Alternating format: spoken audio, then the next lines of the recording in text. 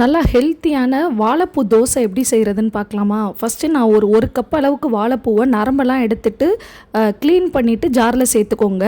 இது கூடவே ஒரு 2 டீஸ்பூன் அளவுக்கு தேங்காய் சேர்த்துக்கோங்க.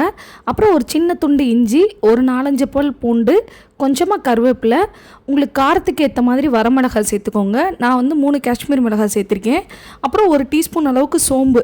நீங்கள் விருப்பப்பட்டால் இது கூடயே மல்லித்தலை சேர்த்துக்கலாம். இது எல்லாமே நல்லா நைஸாக அரைச்சிட்டு மாவு பார்த்திங்கன்னா 4 கப் அளவுக்கு தோசை மாவு இல்லை இட்லி மாவு, இந்த மாவில் இந்த அரைச்ச விழுதை கலந்துக்கோங்க. மாவு 4 கப்பு எடுத்திங்கன்னா வாழைப்பூ 1 கப்பு எடுத்துக்கணும்.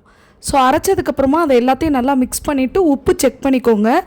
மாவு நல்லா தோசை மாவு பார்த்துக்கு கரைச்சி வச்சுக்கோங்க. இப்போ தோசைக்கல்லை நல்லா சூடு பண்ணிவிட்டு தோசை ஊற்றிட்டு நல்லா சுற்றி எண்ணெயோ இல்லை நெய்யோ விட்டு எடுத்தீங்க அப்படின்னா நல்லா கிறிஸ்பியான வாழைப்பூ தோசை ரெடி. நீங்களும் கண்டிப்பாக ட்ரை பண்ணி பாருங்கள். வீடியோ பிடிச்சிருந்ததுன்னா லைக், ஷேர் அண்ட் சப்ஸ்கிரைப் பண்ணிடுங்க. தேங்க்யூ.